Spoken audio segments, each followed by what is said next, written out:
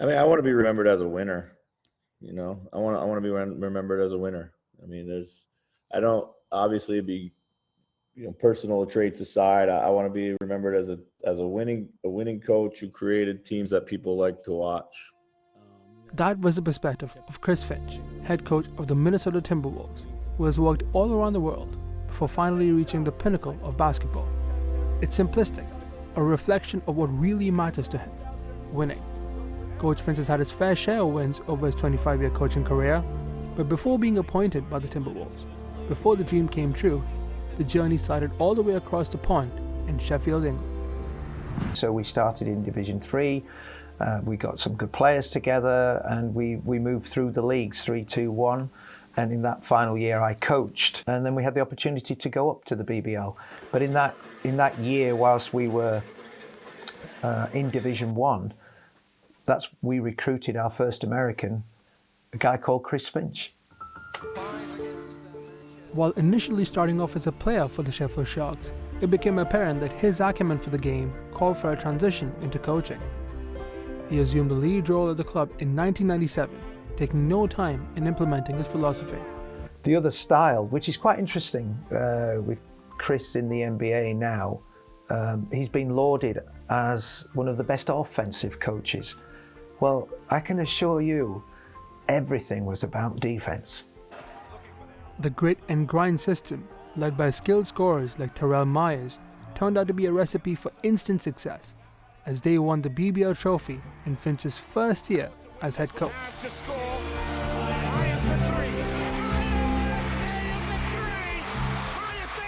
The silverware was the start of the Chris Finch era, a 6-year reign of development and winning.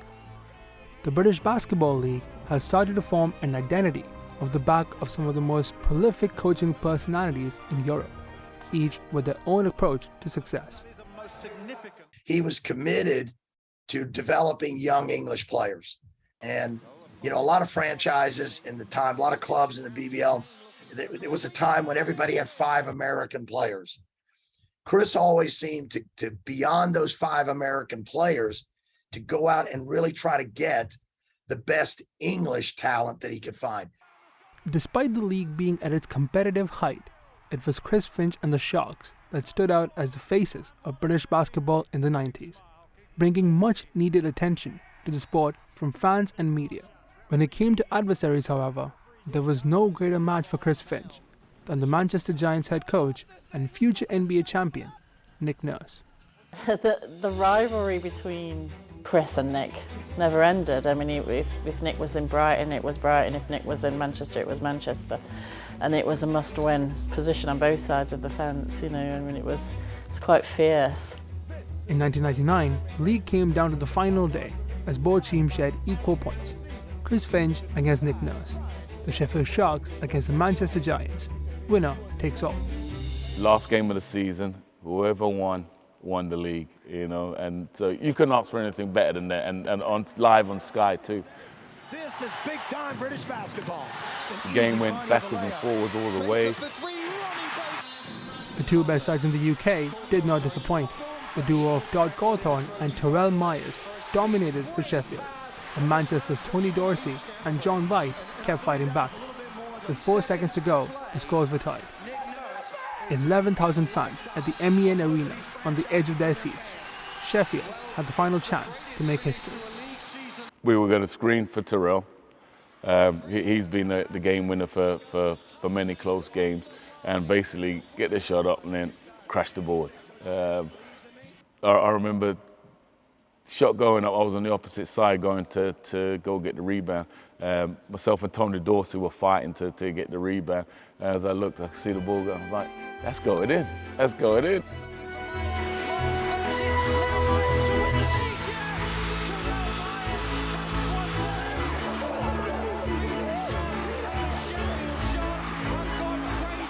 In the most dramatic fashion, the league belonged to Sheffield.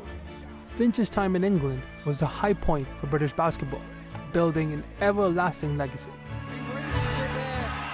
Ponds Forge International Sports Centre, home for the B. Brown Sheffield Sharks. This is where it all began for Chris Finch. A decade-long journey as a player and as a coach, responsible for some of the golden moments for not just the team, but for British basketball as a collective. The place will be quiet now, but come game day, the Shark Nation, as they call themselves, bring it every single time. The Sharks have established themselves as a dynasty, having never missed the playoffs since their move to the BBL in 1994, while winning numerous trophies in the process.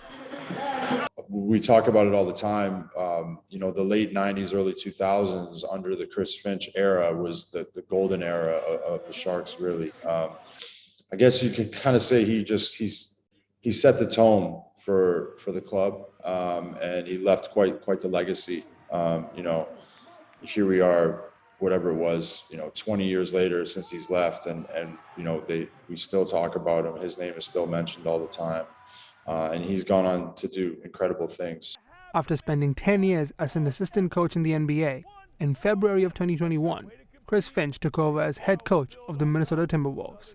I think that, the sky's the limit. I think that Finch has the coaching chops, the X's and O's strategies, the handle on that part of it. He has the leadership qualities to get a team to follow him. I think over time, he has the ability to do something in Minnesota that has not been done really ever, and that's make a program that is stable, and his ability to do that around the talent that he has makes this a team that, if things break right, could eventually in a couple of years be going deep into the playoffs, and who knows after that. Chris Finch has impacted basketball in the UK and in the world for years to come. Winning was just a byproduct. With their first postseason appearance last season, the Minnesota Timberwolves look ahead to a bright future under one of the best coaches in the world.